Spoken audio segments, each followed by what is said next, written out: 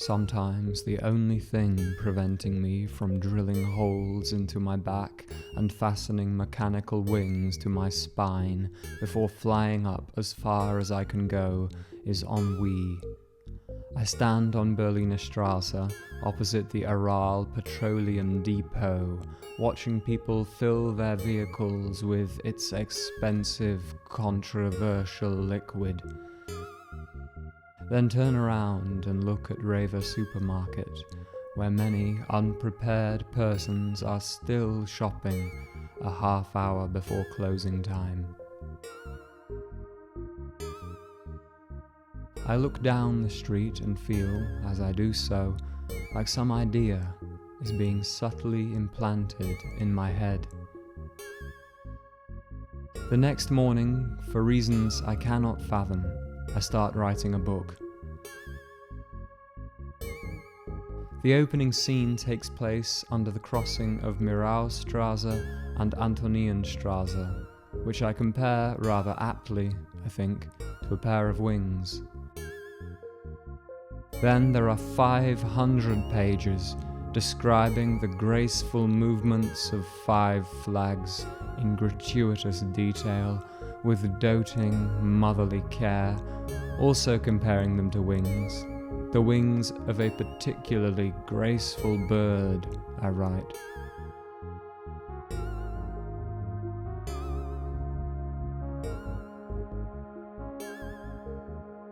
After a few days writing, I go on a walk past this factory wall, which I name Gerpi Ponkel.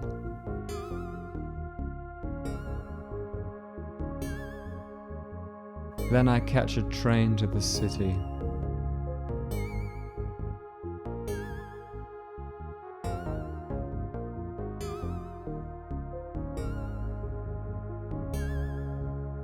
So many of the normal images from this time period of Norman and Normina von Normalhoff and their normal amici normaling down the normal road will look so odd, will protrude so bulgily and queerly from adjacent time periods a century from now. Looking at us in our masks will be like looking at men in powdered wigs or at women with bound feet.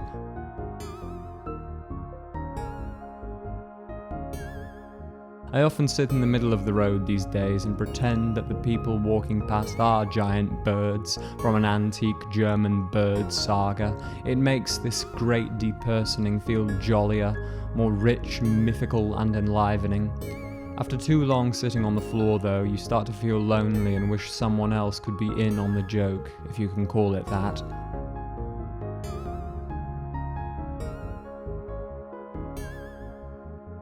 I go to the hat shop and ask them to print "Make everything else again" on this yellow hat. They refuse and leave me out here with this acute angle, not unlike a beak, I think. On my walk home, I see some men half-heartedly kickboxing in a large, disused warehouse on the other side of the street. With all the half-hearted, brutish instincts inside us, I am surprised we do not see more only vaguely into it kickboxers thronging post-industrial spaces in the golden hours.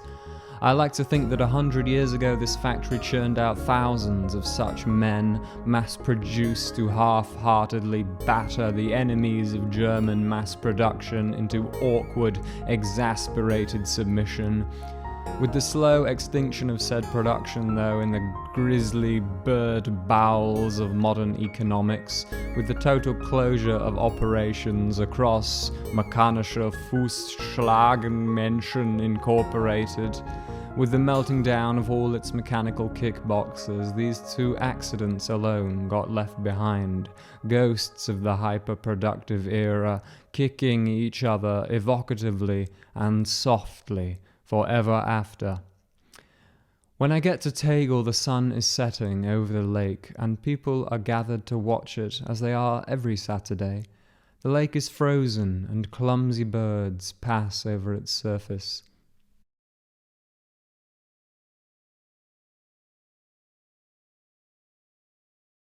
In an unfrozen corner, I see 2 swans looking for food.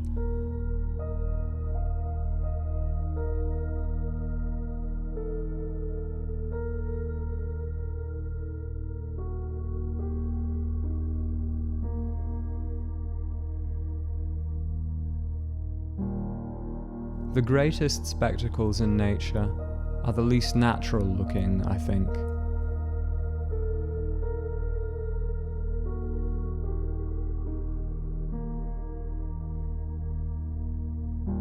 Lakes should not be solid. Skies should not be purple, yellow, and brown. And birds should not look like swans, but here we all are.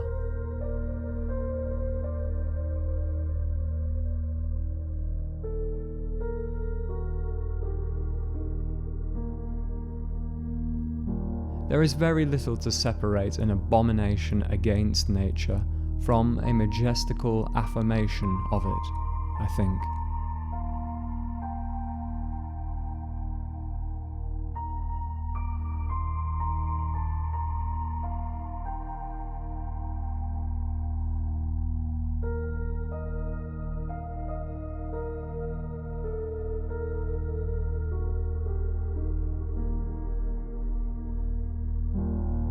I think about how hard it is to enjoy nature as a participant, desperately craving its food and warmth, and how easy it is to enjoy it as a spectator, expecting nothing from it, but that it should look a bit bananas from time to time.